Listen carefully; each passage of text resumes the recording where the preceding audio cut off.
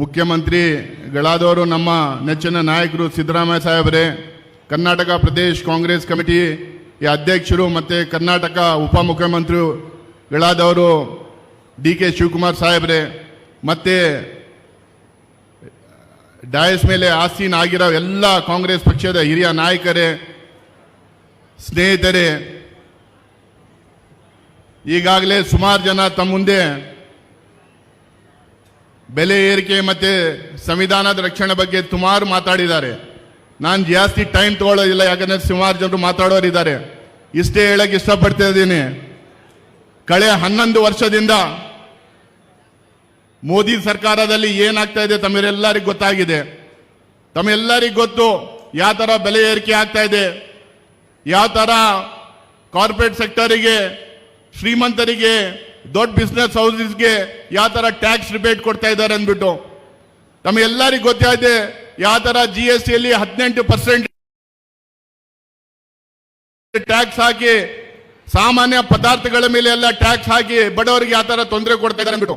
ಈ ಸರ್ಕಾರದಲ್ಲಿ ಕಳೆ 11 ವರ್ಷಗಳಲ್ಲಿ ಬಡತನ ಹೆಚ್ಚಾಗ್ತಾ ಇದೆ, ಬೆಲೆ ಏರಿಕೆ ಆಗ್ತಾ ಇದೆ, ನಮ್ಮ ಇಂಡಸ್ಟ್ರಿಯಲ್ ಪ್ರೊಡಕ್ಷನ್ ಕಡಿಮೆ ಆಗ್ತಾ ಇದೆ, ಅಗ್ರಿಕಲ್ಚರಲ್ ಪ್ರೊಡಕ್ಷನ್ ಕಡಿಮೆ ಆಗ್ತಾ ಇದೆ, ಎಕ್ಸ್ಪೋರ್ಟ್ಸ್ ಕಡಿಮೆ ಆಗ್ತಾ ಇದೆ, ಮತ್ತೆ ಇಂಪೋರ್ಟ್ಸ್ ಹೆಚ್ಚಾಗ್ತಾ ಇದೆ.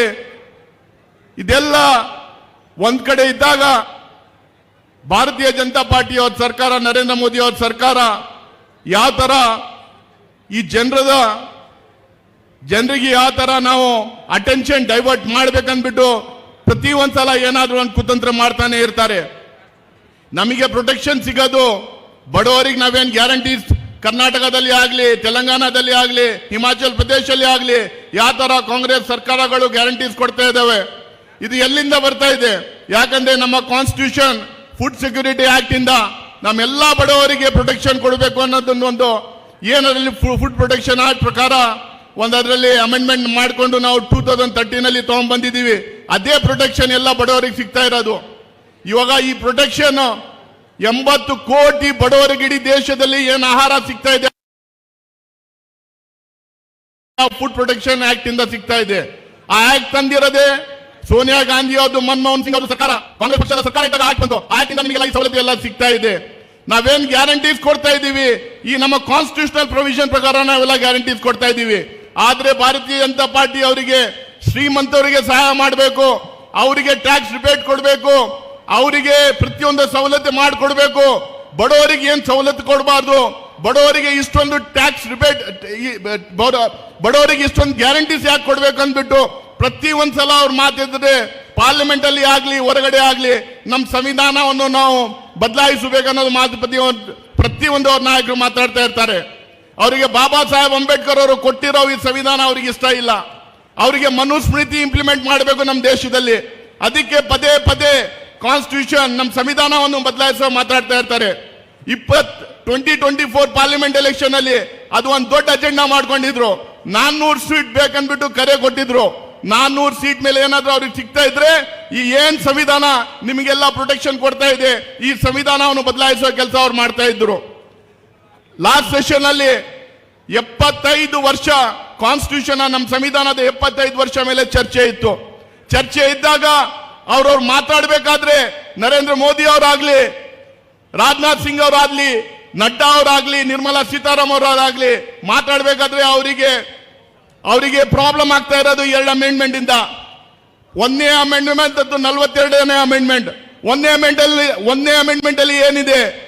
SC ST ಗೆ ರಿಸರ್ವೇಶನ್. 1ನೇ ಅಮೆಂಡ್ಮೆಂಟ್ ಅಲ್ಲಿ ಏನಿದೆ? ಲ್ಯಾಂಡ್ ರಿಫಾರ್ಮ್ಸ್ ಅಲ್ಲಿ ಇದೆ. ಫಸ್ಟ್ ಅಮೆಂಡ್ಮೆಂಟ್ ಅಲ್ಲಿ ಏನಿದೆ? ನೀವು ಬೇರೆಯವ್ರ ಬಗ್ಗೆ ಬಹಳ ಕೀಳಾಗಿ ಮಾತಾಡಬಾರ್ದು ಅಂದ್ಬಿಟ್ಟು ಗ್ಯಾಗ್ ಆರ್ಡರ್ ಅದರಲ್ಲಿ ಇದೆ.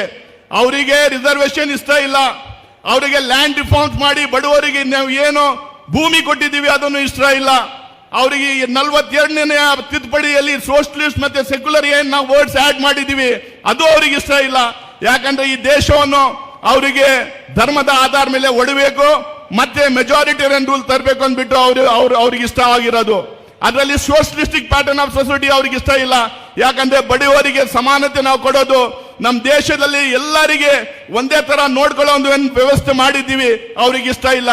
ಅದಕ್ಕೆ ಇವತ್ತು ನಾವೆಲ್ಲರೂ ನಮ್ಮ ಪಾರ್ಟಿಯಿಂದ ಇಡೀ ದೇಶದಲ್ಲಿ ಸಂವಿಧಾನ ಬಚಾವ್ ಕಾರ್ಯಕ್ರಮಗಳೆಲ್ಲ ಮಾಡ್ತಾ ಇದ್ದೀವಿ. ಯಾಕಂದ್ರೆ ಈ ದೇಶ ಉಳಿದಿದ್ರೆ ಬರೇ ಸಂವಿಧಾನದಿಂದ ಈ ದೇಶದಲ್ಲಿ ಎಲ್ಲರಿಗೂ ಬರಬರದೆ ಹಕ್ಕು ಏನಾದ್ರೂ ಸಿಗ್ತಾ ಇದ್ರೆ ಆ ಸಂವಿಧಾನದಿಂದ ನಮ್ಮ ಕಾನ್ಸ್ಟಿಟ್ಯೂಷನ್ ಇಂದ ಇವತ್ತು ನಮ್ಮ ಮಧ್ಯದಲ್ಲಿ ಮಹಾತ್ಮ ಗಾಂಧಿ ಅವರಿಲ್ಲ, ಪಂಡಿತ್ ಜವಾಹರ್ಲಾಲ್ ನೆಹರು ಅವರಿಲ್ಲ, ಅಂಬೇಡ್ಕರ್ ಅವರಿಲ್ಲ. ಆದ್ರೆ RSS ಬಿಜೆಪಿ ಅವರು ಪ್ರತಿ ಒಂದ್ಸಲ ಅಂಬೇಡ್ಕರ್ ಅವರಿಗೆ ಮಹಾತ್ಮ ಗಾಂಧಿ ಅವರಿಗೆ ಜಗಳ ಹಚ್ಚೋ ಕೆಲಸ, ಅಂಬೇಡ್ಕರ್ ಅವರಿಗೆ ನೆಹರು ಅವರಿಗೆ ಜಗಳ ಹಚ್ಚೋ ಕೆಲಸ, ಕಾಂಗ್ರೆಸ್ ಅವರು ಅಂಬೇಡ್ಕರ್ ಅವರಿಗೆ ಸರಿಯಾಗಿ ನೋಡ್ಕೊಳ್ಳಿಲ್ಲ, ರೆಸ್ಪೆಕ್ಟ್ ಕೊಟ್ಟಿಲ್ಲ ಅನ್ನೋ ಕೆಲಸ ಪದೇ ಪದೇ ಮಾತಾಡ್ತಾ ಇರ್ತಾರೆ. ಆದ್ರೆ ನಿಮಗೆ ಹೇಳಕ್ಕೆ ಇಷ್ಟಪಡ್ತೀನಿ, ಅಂಬೇಡ್ಕರ್ ಅವರೇ ಒಂದ್ಸಲ ಹೇಳಿದ್ರು, ಏನಾದ್ರೂ ಕಾಂಗ್ರೆಸ್ ಪಾರ್ಟಿ ಕಾನ್ಸ್ಟಿಟ್ಯೂಷನ್ ಅಸೆಂಬ್ಲಿಯಲ್ಲಿ ಇರ್ತಾ ಇರ್ಲಿಲ್ಲ ಅಂದ್ರೆ ಈ ಕಾನ್ಸ್ಟಿಟ್ಯೂಷನ್ ಮಾಡಕ್ಕೆ ನನಗೆ ಆಗ್ತಾ ಇರ್ಲಿಲ್ಲ. ಕಾನ್ಸ್ಟಿಟ್ಯೂಷನ್ ಅಸೆಂಬ್ಲಿಯಲ್ಲಿ ಕಾಂಗ್ರೆಸ್ ಪಾರ್ಟಿಯ ಸಪೋರ್ಟ್ ಇಂದ ಮಾತ್ರ ಈ ಸಂವಿಧಾನ ಬರೆಯಕ್ಕೆ ಡ್ರಾಫ್ಟ್ ಮಾಡಿಗೆ ನನಗೆ ಆಯ್ತು ಅಂದ್ಬಿಟ್ಟು ಅವರೇ ಹೇಳ್ತಾರೆ. ಇನ್ನೊಂದ್ ಕಡೆ ಅವ್ರು ಹೇಳ್ತಾರೆ, ಕಾಂಗ್ರೆಸ್ ಪಾರ್ಟಿ ಇರ್ತಾ ಇರ್ಲಿಲ್ಲ ಅಂದ್ರೆ, ಮಹಾತ್ಮ ಗಾಂಧಿ, ಸರ್ದಾರ್ ಪಟೇಲ್, ನೆಹರು ಇರ್ತಾ ಇರ್ಲಿಲ್ಲ ಅಂದ್ರೆ ನಾನು drafting constitution drafting committee chairman ನಾನು ಆಗಕ್ಕೆ ಸಾಧ್ಯವಾಗ್ತಾ ಇರ್ಲಿಲ್ಲ ಅನ್ನೋ ಮಾತು ಒಂದೊಂದ್ ಕಡೆ ಹೇಳ್ತಾರೆ ಅವರು. ಈ ಮೊನ್ನೆ ನಾವು ರಾಜ್ಯಸಭಾದಲ್ಲಿ ಅಮಿತ್ ಶಾ ಅವರು ಅಂಬೇಡ್ಕರ್ ಅವ್ರ ಬಗ್ಗೆ ಹೀನವಾಗಿ ಮಾತಾಡ್ತಾರೆ. ನೀವೇನ್ ಪದೇ ಪದೇ ಅಂಬೇಡ್ಕರ್ ಅಂಬೇಡ್ಕರ್ ಅಂಬೇಡ್ಕರ್ ಅಂತೀರಾ, ಅವ್ರೇನ್ ಜಪ ಮಾಡ್ತೀರಾ ನೀವು? ಇಷ್ಟೊಂದ್ಸಲ ನೀವು ದೇವರ ಹೆಸರು ತಗೊಂಡ್ರೆ ನಮಗೆ ಎಂದಷ್ಟು ಸಹಾಯ ಆಗೋದು, ನೀವೇನ್ ಪದೇ ಪದೇ ಅಂಬೇಡ್ಕರ್ ಹೆಸರು ತಗೊಂತೀರಾ ಅಂದ್ಬಿಟ್ಟು ಅಂಬೇಡ್ಕರ್ ಬಗ್ಗೆ ಹೀನವಾಗಿ ಮಾತಾಡ್ತಾರೆ. ಅದಕ್ಕೆ ಸ್ನೇಹಿತರೆ, ನಾವು ನಮ್ಮ ಸಂವಿಧಾನವನ್ನು ಕಾಪಾಡಬೇಕು, ನಮ್ಮ ಹಕ್ಕುಗಳನ್ನು ಕಾಪಾಡಬೇಕು, ನಮ್ಮ ಪ್ರಜಾಪ್ರಭುತ್ವ ವ್ಯವಸ್ಥೆಯನ್ನು ಮಾಡಿಟ್ಕೊಂಡಿದೀವಿ ಅದನ್ನು ಕಾಪಾಡಬೇಕು ಅಂದ್ಬಿಟ್ಟು ಇವೆಲ್ಲ ರ್ಯಾಲಿಗಳನ್ನು ನಾವು ಮಾಡ್ತಾ ಇದ್ದೀವಿ. ಮುಂದೆ ನಿಮಗೆಲ್ಲ ಬಹಳ ಡೀಟೇಲ್ ಆಗಿ ಮಾತಾಡ್ತಾರೆ ಹಿರಿಯ ನಾಯಕರು. ಇಷ್ಟೊಂದು ಮಾತಾಡಿ ನನ್ನ ಜಾಗ ಅಂತ. ಜೈ ಹಿಂದ್, ಜೈ ಕಾಂಗ್ರೆಸ್.